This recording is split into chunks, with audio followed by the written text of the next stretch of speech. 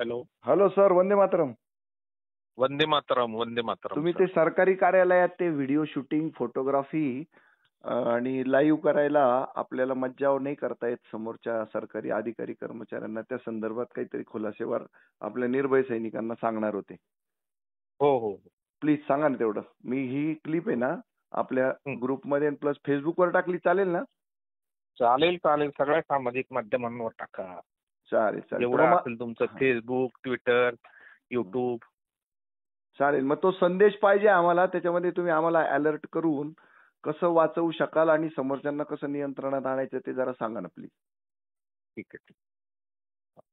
आता जे निर्भय सैनिकांचं जे काही कामकाज चालतं, त्याच्यात आपण प्रामुख्याने असतात. तर प्रथम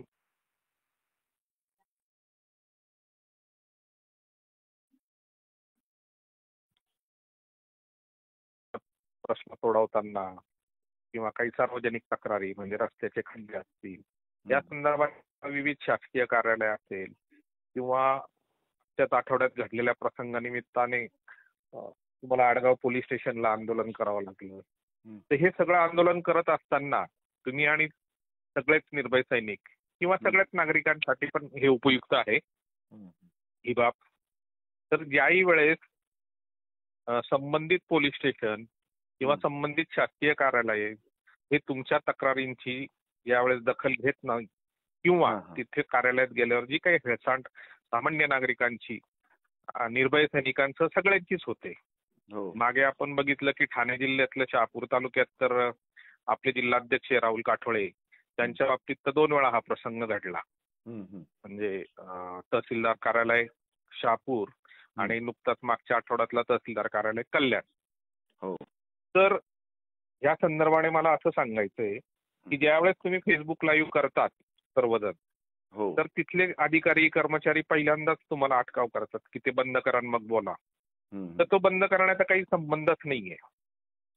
बरोबर. या बाबतीत आहे ना, मुंबई उच्च न्यायालयाचं नागपूर खंडपीठ जे आहे, तर यांच्या कडे एक केस दाखल झाली होती. Ravindra Sheetalrao Upadhyay versus state of Maharashtra. बरोबर. आणि केसचा नंबर होता 913 APL 615. बरोबर. .21 म्हणजे ती 21 साली दाखल झालेली असावी आणि तिचा न्यायनिर्णय झालेला आहे 26 जुलै 2022 ला.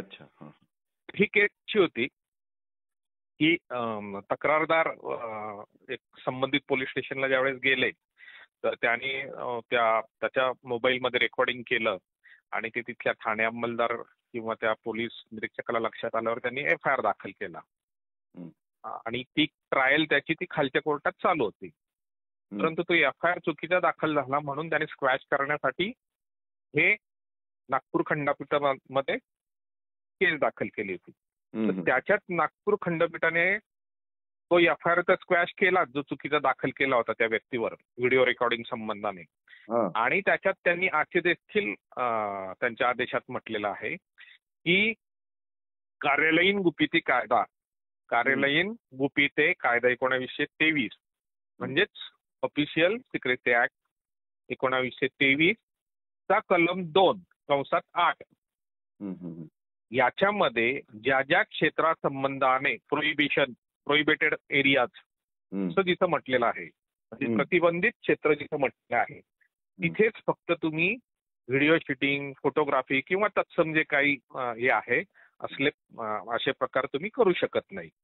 मग असे कोणकोणते ठिकाणं येतात तर उदाहरणार्थ मिलिटरी एरिया असेल, तुमचा एअरफोर्स असेल, जे आपल्या संरक्षण विभागाशी संबंधित येतं, सुरक्षिततेशी संबंधित येतं, तर तिथेच फक्त तुम्हाला व्हिडिओ शूटिंग किंवा फोटोग्राफी करण्यास अटकाव केला जातो. तिथे नोटिफिकेशनच लावली असते बाहेर की हे क्षेत्र प्रतिबंधित आहे, इथं कुठल्याही स्वरूपाची फोटोग्राफी किंवा व्हिडिओ शूटिंग अलाउड नाही. मात्र याने उच्च न्यायालयाने असं म्हटलंय नागपूर खंडपीठाने की पोलीस स्टेशन हे काही प्रतिबंधित क्षेत्र नाही. बरोबर. ते सार्वजनिक ठिकाण आहे. त्यामुळे तेथे आणि सदर कायद्याच्या कलम 2(8) नुसार जेथे जेथे प्रतिबंधित क्षेत्र म्हणून घोषित केलेलं नाही तेथे तेथे तुम्ही व्हिडिओ शूटिंग आणि फोटोग्राफी बिनदिक्कतपणे करू शकतात. म्हणून तुम्ही कुठल्याही कार्यालयात कुठलंही आंदोलन किंवा तक्रार द्यायला गेले असाल किंवा कुठला प्रश्न सोडवायला गेले असाल आणि तुम्हाला फेसबुक लाईव्ह करायचा असेल तर तुम्ही त्या कार्यालयाच्या जो कोणी अधिकारी किंवा संबंधित जो कोणी तुमची तक्रार सोडवणार आहे त्याला ह्या न्याय निर्णयाची जाणीव करून द्यायची आणि आपलं आपलं फेसबुक सुरू ठेवायचं. बरोबर. आता या संदर्भाने कसं आहे की म्हणजे महाराष्ट्र राज्यानेच या संदर्भाने परिपत्रक काढायला पाहिजे. पण ठीक आहे, आपल्याला राजकीय उदासीनता माहिती आहे. एक शंका होती, मध्येच थांबवतो. नाही मी थांबा मी पुरुष अधिकारी कर्मचारी असेल तर हे थोडंसं पुरुष जो शूटिंग काढणार आहे त्याला सोपं जातं. पण शूटिंग काढणारा पुरुष कार्यकर्ता आहे आणि समोरच्या अधिकारी किंवा कर्मचारी या महिला आहेत, तर त्याचं ते टूल करतात की मी महिला आहे, तुम्ही शूटिंग करू शकत नाही.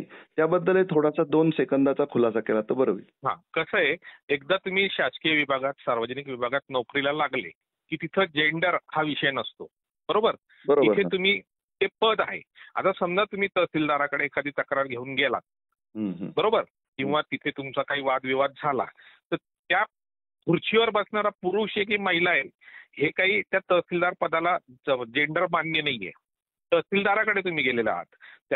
हे जे त्यांचं म्हणणं आहे की महिला अधिकाऱ्याला त्रास, महिला कर्मचाऱ्याला त्रास, आता कुठेही नियमात लिहिलेलं नाही. अगदी स्पष्टरित्या सांगतो. जर त्यांचं तसं म्हणणं असेल तर त्यांना म्हणा त्या संबंधाने आम्हाला नियम दाखवा. अच्छा.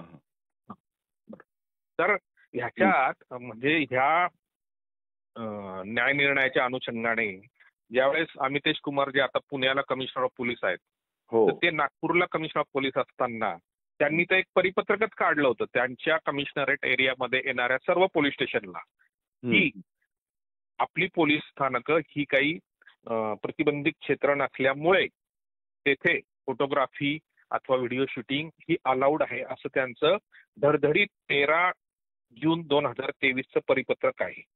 बरोबर. हे सगळं मी हा न्याय निर्णय आणि हे परिपत्रक मी आपल्या फेसबुकवर शेअर केलेलं आहे, आपल्याला व्हॉट्सअपवर पण शेअर केलेलं आहे. तर माझी अशी विनंती राहील की सर्व नागरिकांना ही बाब समजण्यात यावी, सर्व निर्भय सैनिकांना याची मदत व्हावी म्हणून आपण देखील हे आपल्या व्हॉट्सअपवरून किंवा फेसबुकवरून किंवा युट्यूबवरून हे जेवढी काही सामाजिक माध्यमं असतील त्याच्यावर याला जाहीररित्या प्रसिद्धी द्यावी व कोणालाही काही अडचण आली तर त्याला सांगावं की संबंधित अधिकारी जर तुम्हाला शूटिंग करू देत नसेल तर त्याला तुम्ही लेखी स्वरूपात द्या आणि त्याचा लेखी स्वरूपात नकार घ्या. आपण लगेच कंटेंट पिटिशन दाखल करू नागपूर खंडपीठामध्ये त्या अधिकाऱ्याविरोधात. अरे वा, बरं आहे. तर माझी अशी विनंती आहे की आता ह्या अधिकाऱ्यांना एकदा आपण हे अवलोकन, त्यांना माहिती असतं परंतु मुद्दामून ते वेड्याचं सोंग घेतात. बरोबर. कारण मला सांगा, जर मी एखाद्या पदावर बसलेलो आहे आणि माझ्याकडे तुम्ही काही प्रश्न घेऊन आलात आणि मला जर ते प्रामाणिकपणे सोडवायचे आहे तर तुम्ही माझी फेसबुक लाईव्ह काय तुम्ही अगदी व्हिडिओ शूटिंग करून ते थिएटरमध्ये दाखवलं तरी मला काही अडचण नाही, जर माझा हेतू प्रामाणिक आहे तर. बरोबर ना. आणि सगळे अधिकारी एवढे छान छान कपडे घालून व्यवस्थित हेअरस्टाईल करून बसतात तर मग ते फेसबुकमध्ये हिरो सारखे दिसतात तर काय अडचण आहे त्यांना दिसायला. उलट आपण त्यांना प्रसिद्धी देतोय ना, त्यांचे छान छान चेहरे दाखवतोय. खरंय. चालेल. या निमित्ताने मला हेच सांगायचं होतं तुम्हाला, बाकी काही नाही. चालेल. सगळ्यांपर्यंत पोहोचवतो मी. थँक्यू.